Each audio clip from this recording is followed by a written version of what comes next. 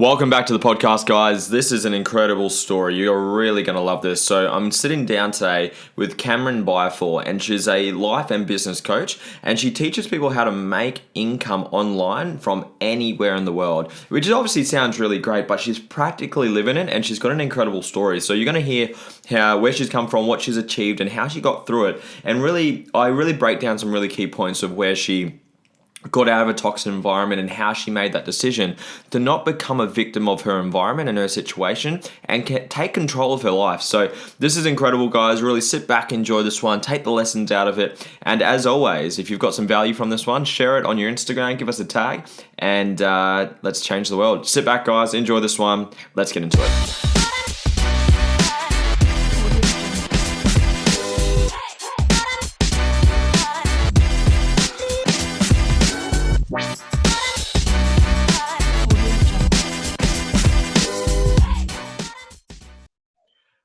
Boom, there we go. We're live, ladies and gents, and I have a beautiful guest with me today all the way from Bali, so she's joining in via Zoom. I'm with Cameron. Hopefully I get a last name right, Biafore, and I pronounce that correctly. Cameron, how are you today? I'm doing great. Thanks for having me on here. This is going to be a lot of fun. It's going to be a lot of fun. I've been following you for a while now, probably over a year, to be honest. I don't think I was directly following you. You know how you see someone, but you don't follow them. You kind of stalk them in the background. So I've been very aware of who you are for well over a year now. And it's really cool to see who you are, what you do, the people that you help, and really how you live your life. So I'm really keen to hear a little bit more about it and share some lessons to some more people. Please, Cameron, could you give us a bit of the summary, the trailer to the movie of who you are, so people know who you are? Yeah, sure. So my name is Cameron. I'm American. I've been pretty much traveling around the world for the last 5, almost 6 years, kind of just on a mission of finding my passions, my purpose, what really lights me up, and just learning and expanding on my knowledge, essentially. So I'm a seeker to understand parts of the world myself, and I think that just comes from like a constant state of curiosity. So I'm from the States, but I've been living around for a while now, and currently reside in Bali, Indonesia, and been here for 2.5 years. Nice, beautiful. I love that. If you could go a little bit more, tell us a little bit about when you were growing up. We were talking before the podcast that you had some that you took a lot of risks yourself, so you put yourself out there, because obviously, well, even what you said then for some people seems quite bold in going out there, going from someone who's American, been traveling your whole life, now living in Bali. Like, have you got any relatives over there? Like, how did you end up in Bali? Yeah, so I actually grew up in quite a toxic environment, and oftentimes, people that I meet might not typically perceive that just from, the current reality that I live, how I hold myself now, and just like what I do day to day. But I actually came from a very humbly, kind of very toxic, confusing childhood where, in the past I was very angry, depressed. You only know what you know, right? And Yep. I knew that when I was younger I had two options: either repeat what I was seeing, which is drug abuse, alcohol abuse, just a spiraling downward lifestyle, or I saw it as, this is a way for I could see what I'm seeing now and choose to change the outcome of my future. And I think to really distract myself when I was younger, I was always doing extracurriculars, going out and about. And it also made me kind of rebellious too, just because I didn't want to be home. I didn't want to listen to the rules of, especially someone that, even though I love, where I come from, I love my family, but I was always so rebellious in a sense where I wasn't going to listen to somebody who didn't have the lifestyle or the relationships or the happiness that I wanted. And, it took so much for me to kind of expand my horizons and my knowledge for the world, because I really thought for the longest time, life was just go to work, eat, go to bed.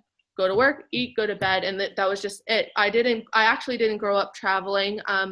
I thought that life was going to be very boring, and I wasn't excited about it. So I think that really piqued my curiosity to kind of just like put myself out there, question everything, and just say yes more. And So when I was younger, I was in competitive cheerleading, and I think it really comes down to, and the reason why I bring that up is I was always an overachiever because I was looking for validation in other sources that I wasn't getting at home. So I think that ties in as like that part of me. I think that ties in with the risk taking that I began taking as I went into my young adulthood, and now is I was always an overachiever. I was always looking for validation by my achievements, and it was just a way to distract myself. So it kind of came from, how can I distract myself? And it felt really, really good to start excelling at different areas, and it almost became an addiction, like a personal addiction to how can I become better, what can I risk to learn a new skill or put myself out there, or to whatever it was. So I did competitive cheerleading to keep myself busy when I was younger, and then whenever I turned 18, and it was time to go to college, I made sure that I was going to find any and all way to get there, even though I didn't have the funds. So that's the thing, I think, also, as well, as I'm always constantly looking for the solution or resolution to something, where if I know I'm restricted from my current reality or my situation, monetarily, relationship wise, it doesn't matter. I always knew that I could create whatever outcome that I wanted. Meaning, what is the solution or what is the resolution? Who can I talk to? What do I need to do to make something happen? Because I wasn't happy in the past, and I knew if nothing changes, nothing's going to change. I love So I went to school down in the South. I've actually been to 3 different colleges, and we could talk for ages about, like, okay, why 3 different colleges? And I actually never graduated, but that was like one of the biggest risks that I took, was just leaving my home state. And I left when I was 18, and that was kind of the first taste of living on my own in a new environment. And I know most people do this, where they'll either leave for uni or school, or they'll move to another state. They'll start their own life, right? So that's like a normal risk to take. And I found myself, even when I was in college, still not happy. I still was like very angry, depressed, very impulsive. And I found myself in relationships that were also very toxic. And at the time, I didn't realize I was repeating what I grew up with. And the reason why I share this is it kind of also ties into the revelation that I had to begin taking risks and putting myself out to make different changes in my life. So I was very angry, very depressed, very all over the place, and I was repeating my old habits and patterns from what I grew up with, because we grow our beliefs from what we see as a child, and that was really creating awful friendships and my dating life when I was in my younger 20s. And I was spiraling downward. I couldn't figure out what it was, couldn't pinpoint it. And ultimately, after my second boyfriend, I became so, I guess, depressed and uncertain about my life. I was actually pretty suicidal. And it was one particular event where it was like, just like the tip of the iceberg, or that last bit that was just like the cherry on top of like everything spiraling out of control, where I ultimately attempted suicide when I was 21 years old. I never saw myself living past 25, just because I was always angry and I was always seeking, and I was so confused about my life, because you only know what you know, right? And even though I was putting myself out there, experiencing new things, it's like not having that education around personal development, growth, changing the way that we think. It was really, again, like I wasn't sure. So when I was at that point where I attempted suicide, it was a failed attempt. Here I am. But luckily, I had a friend of mine take me to the hospital that night, and I was admitted into a mental ward where, on paper, I'm actually deemed mentally unstable, unfit, right? Manically depressed on paper.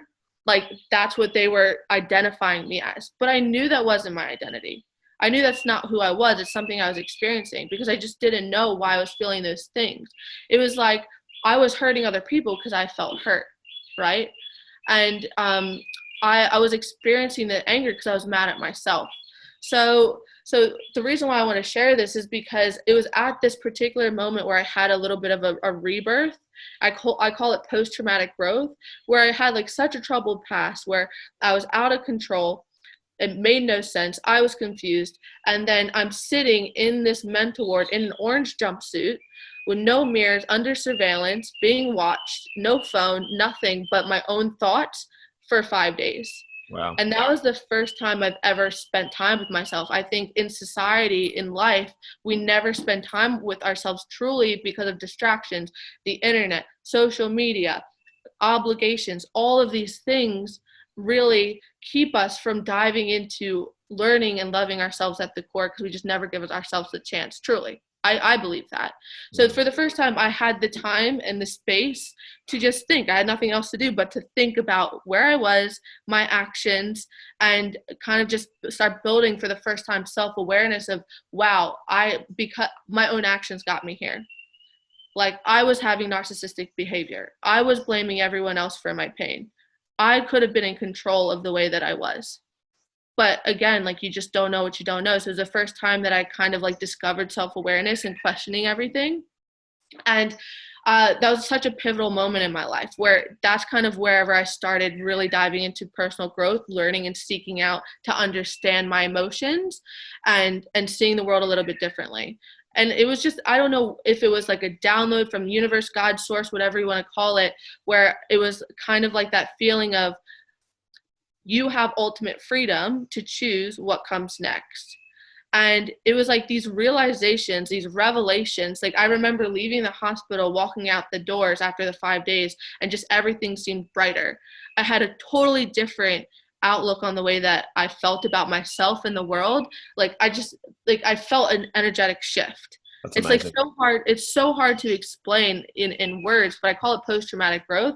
And from that moment, I made a commitment to myself to start loving myself, to learn about the world, my emotions, other people, and to take radical responsibility and ownership. I think that was another huge lesson in that.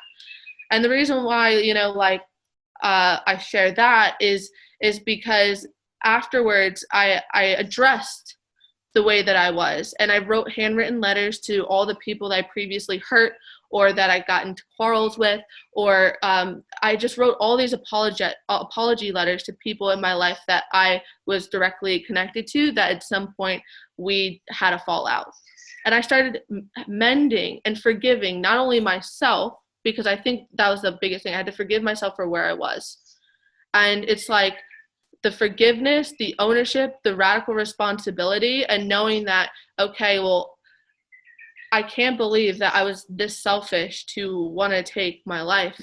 I'm making a promise to myself now to live as hard as I possibly can for the rest of my life, and to cast the vision and share and inspire through my actions on living frickin' on purpose. So I made a commitment to myself after that that was going to be my driving force. And that's kind of why now I'm so passionate about showing my lifestyle, casting a vision of freedom, of purpose, of taking risks, because it's because of that particular moment that changed for me. And I know that so often, we can find ourselves in situations that make us feel depressed or sad or uncertain, and we might be experiencing depression, but that's not your identity. Nothing is. We get to choose, right? Nothing has meaning except for the meaning we give it. So if we want to identify as depressed, and so it'll be forever. Now, on paper, I should be heavily medicated, if not completely dead, because of the way that I used to be. On paper, I'm literally written out to be insane. And hey, I might be freaking insane for the lifestyle that I now live. It takes a level of obsession, insanity to kind of create these radical shifts and changes to live the life that you want, because we're so stuck in a box because of society, because of what we're taught, our limiting, our self-beliefs that we learn when we're younger. So after that, I made a commitment to myself, and I was just like, all right, well, I'm not happy here. I want to start over. Let me book a one-way ticket out of the country. I don't know where I'm going.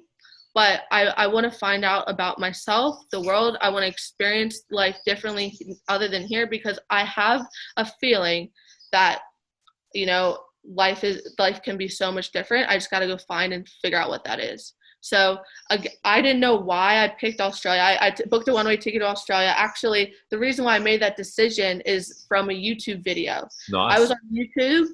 I was on YouTube and I was like, you know, cool places to travel, and the Gold Coast of Australia came up, That's where and I it was am. like, I know, and it was like a GoPro video of the Gold Coast. I'm like, that's where I'm Cool. going. Done. That's where I'm going. And I think the reason why I was so bold in taking that risk of leaving the country on my own as a 22-year-old at the time, or so bold, is because, again, like, I knew what it felt like to be where I was, and I guess that level of pain created and raised a necessity to kind of seek out changes so I can live a better life, if that makes sense. I love that. It's amazing. Yeah. And I don't know if that's all over the place, because I'm a little bit of all over the place person, but that's the idea. That's That's the idea of incredible. where it all stems from. The easiest podcast ever. Ask one question, you get 17 minutes out of it. That's amazing. No, it's really, really cool. I love hearing people where they've come from, because you can see, like, even your level of personal development now, like, just how aware you are of, you were an overachiever, but that was to validate yourself and to avoid the problems that you had, that nothing has a meaning besides the meaning that you apply to it. You can see that you've had your own personal development journey through your own experience. I'm sure you've now got onto mentors and books and courses and stuff on top of that. I would love to not just go back all the way back to the start, but maybe just go through a couple of those points and maybe share a bit of a light on how would someone else do something similar. And if you go back right to the start, you said you're in a toxic environment. You said you were, whether that be with mum, dad, family, whatever the situation was. What gave you the courage to go do that? And what made you, even back then, without the development that you have today, what allowed you to make that conscious decision that I need to, even though you did it for validation of achieving, but what made you make that decision to, I need to get out of here. I need to, even if you've got to stay there for, because you're so young, you can't pay bills, but what made you make the conscious decision to spend at least amount of time there? Because you know it's a toxic environment and you become you hang with. What allowed you to do that? Because that's incredible for the age that you were back then to do something like that.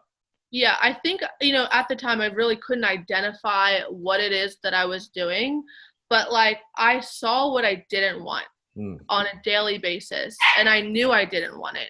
I knew that I wanted, you know, that other people were living a life that I wish I had, like the friends that you know, I was surrounded with, you know, seeing their home life and how it was so different than mine. I knew that there was a difference, and I would make the point to always be outside of the house, doing something else, meeting another person, and subconsciously, without identifying what it is that I was doing, I was really soaking up just the way that other people acted, the other things that they did, and seeing and kind of broadening my perspective of the world that was outside of my environment. Because I was so young that I thought that's the way that life is supposed to be. Of course. I think I was intentionally going out, doing more things, more sports, more activities, meeting more people, and befriending, and just, you know, stepping into extroversion, I guess, to learn that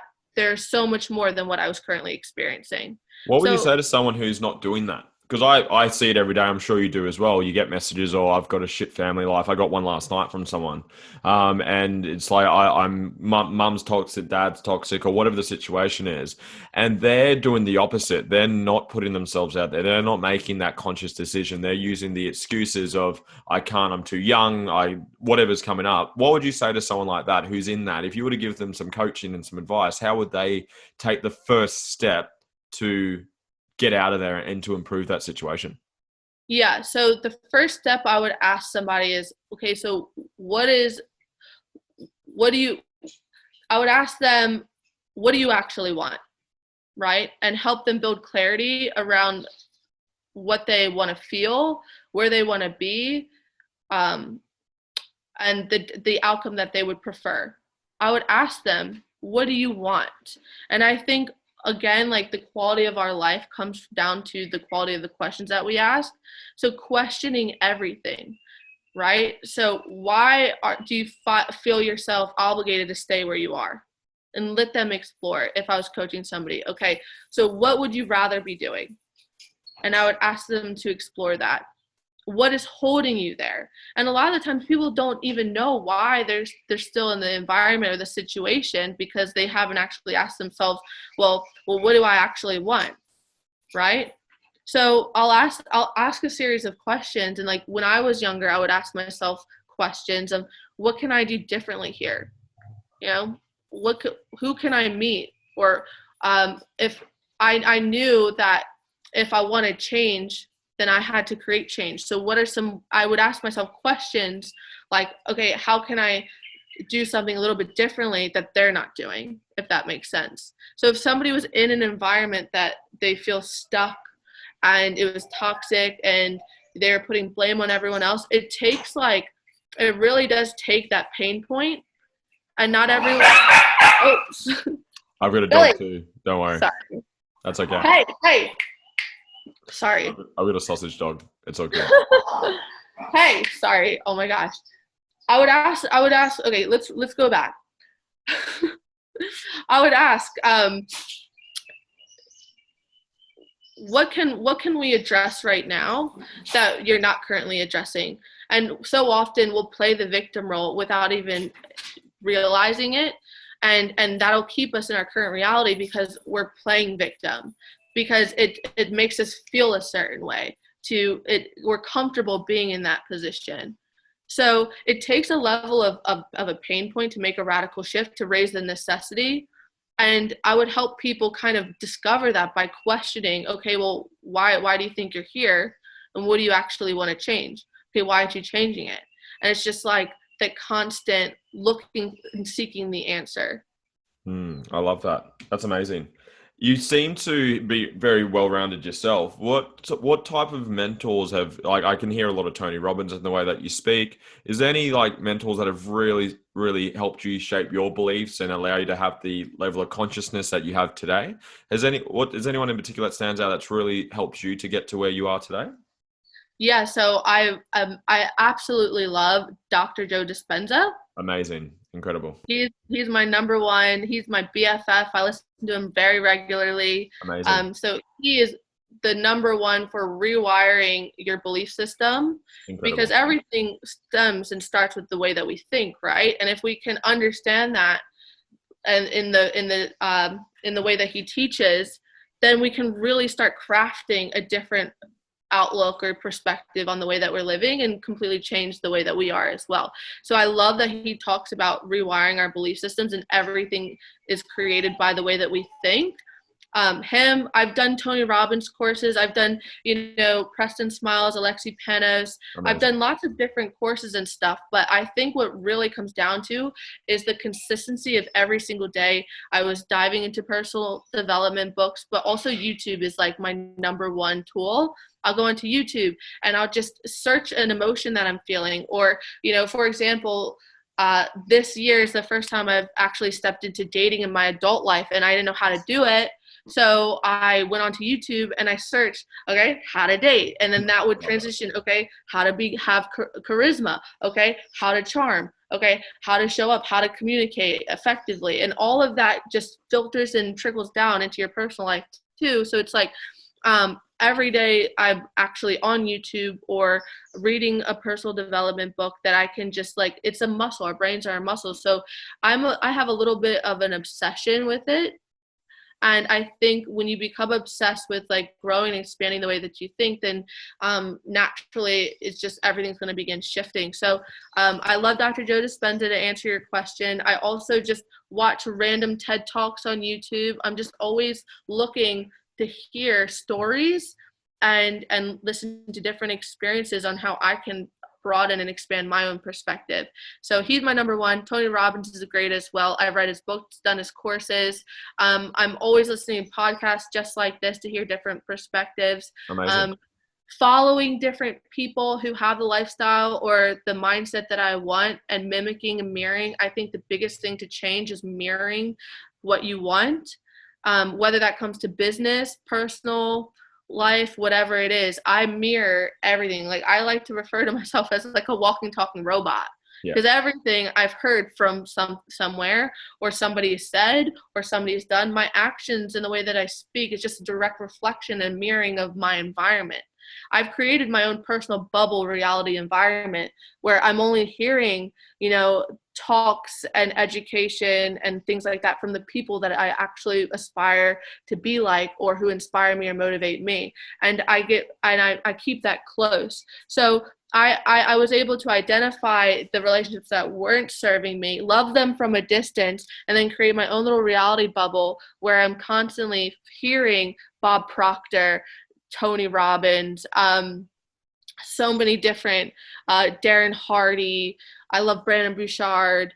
I could go on and on and on, but it's just like creating your little reality. Hearing those people constantly is only going to get you to start stepping into kind of the way that they see the world. And like, as a result, it's going to be like that for you as well. So, again, we're a product of our environment. It's the same thing. Like, I could have stayed in a toxic environment and been a product of my environment. Who knows? Statistically, I could have been like a heroin addict or dead. But I chose a different path, and we have the power of choice. And when we really understand that, there's that creates ultimate freedom. I believe freedom is personal, and it's through our series of questioning, creating our own little reality. We're a product of our environment. So kind of like creating what you want that to be and mirroring the life or the mindset or the personality of the people that you also want to be like. I love that. We have very, very similar beliefs from the modeling. I'm the ultimate copycat. It's, I heard this years ago. It's like what good artists copy, great artists steal. Just if someone's doing it better than you, just copy them and do your version of it. So it's genuine and authentic. Don't be someone who you're not. But if someone's getting a great result, why don't you just don't reinvent the wheel? They're doing it. Just do what they're doing and do your way of doing it.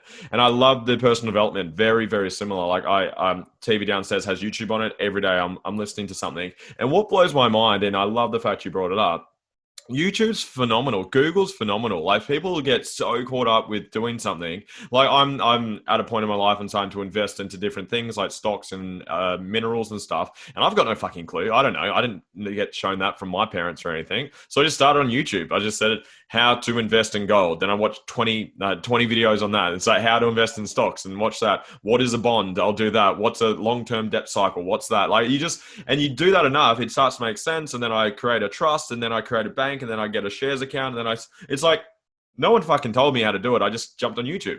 Like, it's not that difficult, is it? So, and I've got a certain belief in, for me, everything's simple, but it's not always easy. Everything's fucking simple. Everything in life's a skill. Everything. You want to have a great relationship, like what you just said, just Google it. Just literally, and you might get to a point where you need a master to come in and coach you, and you might have to put up some dollars, but that's okay. But it's like, I just don't know why. I know people get stuck in their own head and their fear involved, but it's like, it blows my mind sometimes. It's like, you can literally Google the problem that you've got right now, and they can give you answers. So, not a real question, just a statement. I was like, I'm so similar to you in that sense.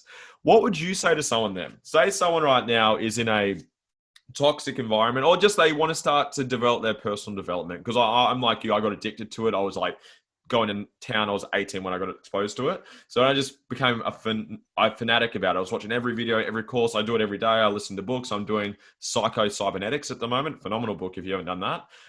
So I got addicted to it. So if they might not be in a toxic environment like what you gave some advice about before, but say someone just wants to start become a better version of them, a better mother, a better partner, a better businesswoman, a better man or leader, whoever, whatever it is, where would you start for those people if they just want to get the ball rolling?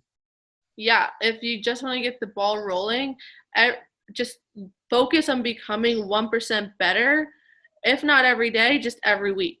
Just 1% better. So a lot of times we'll stop ourselves from, gaining education or insight on something because of the overwhelm of it, of being such a radical change or shift, or thinking like, oh, I have to sit down and watch a video for an hour or read an entire book, and like the books will stay on the shelves, or like the videos never get watched just because of the overwhelm of the time investment. And here's the thing, if we create the time for the things that matter the most to us, right? And so I really invite you to focus on just becoming 1% better every single day. That could literally look like, if you want to begin your personal development journey and like you have like a stack of books at home that you haven't opened, pick up the book, just focus on reading 10 pages, just 10. What book? What's the number one for you?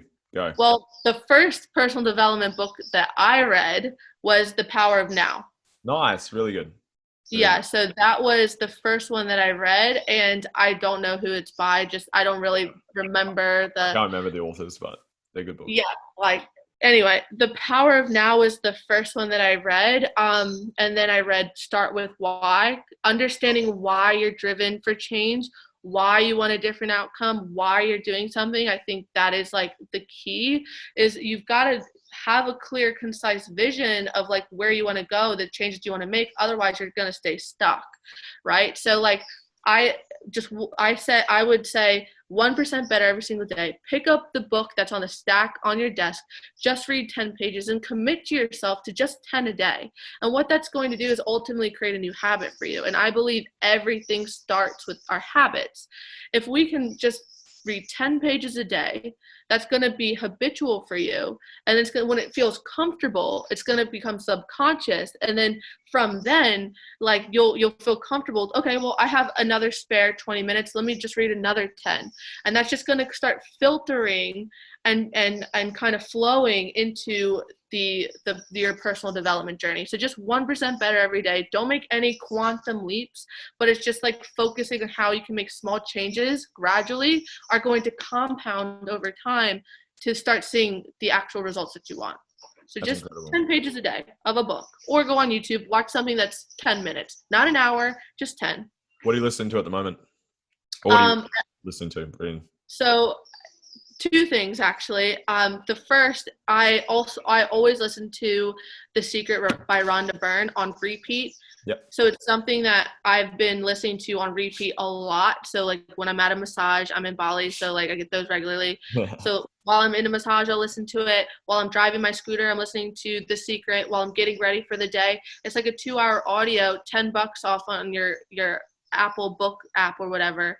Just listen to it over and over and over again. What it's doing is getting you to reprogram your thought process, to focus on different. If you want to attract more good, right? We have to feel good. We attract more good when we feel good. And that is a really great way that I like to plug into, so I feel good and start like kind of brainstorming and visualizing different outcomes that I want in my life. So that's what I'm currently listening to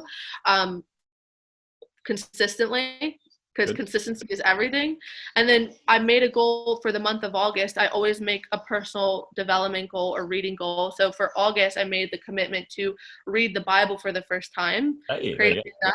Yeah, so I've never read it.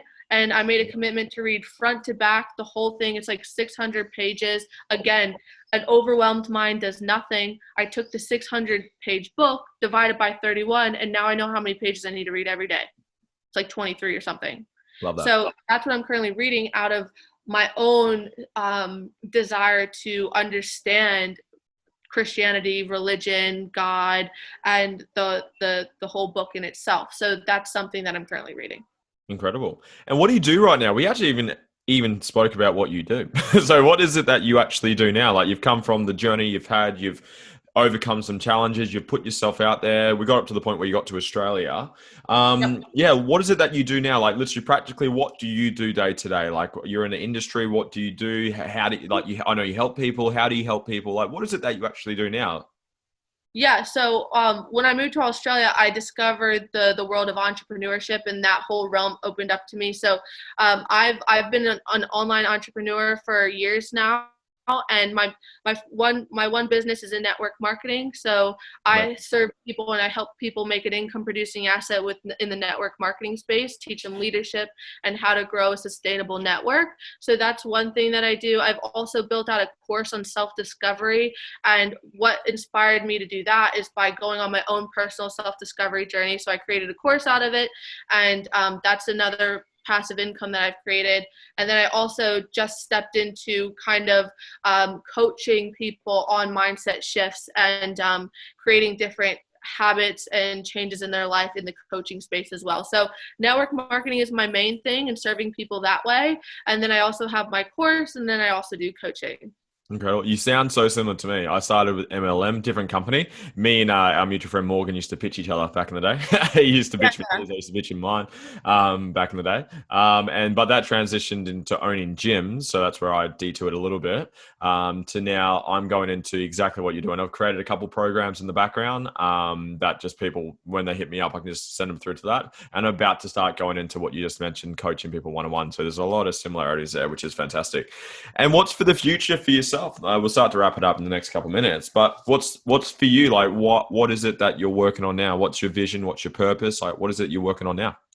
Yeah, so I'm actually in a little bit of a crossroad, which is crazy. So my life might make a very pivotal transitional quantum leap in the next 30 days.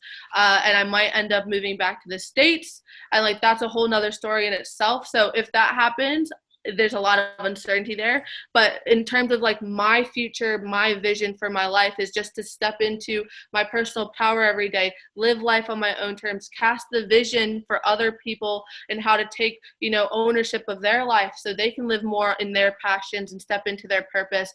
It's because of like the things that I've created and the things I've experienced, I've been able to, explore other businesses. So investing in the stocks, just like you were sharing, or I eventually want to open up a coffee shop in Bali. And it's fun because like the theme would be like gratitudes and affirmations. So that would be the theme. And like on the coffee cups would be like, I am a money magnet and stuff like that. So like I have a strong ambition for just starting other businesses, serving more people globally, traveling the world, and just like sharing my mission in hopes to inspire others to make these changes so they can also step into their passions too. Amazing. If someone wanted to reach out to you, connect with you, and maybe even get involved with some of the stuff that you do yourself, where would they? Where could someone find you? Yeah, so I'm the most active on Instagram. So my Instagram handle is just Cameron Biafore, CameronBiafore, or I have my website, which is CameronBiafore.com, and that's another way to get in contact with me. Incredible. If we were to finish on one note, what's one thing that you need to share to people? First thing that comes to your heart, your mind. What do people need to do? What do people need to hear from you?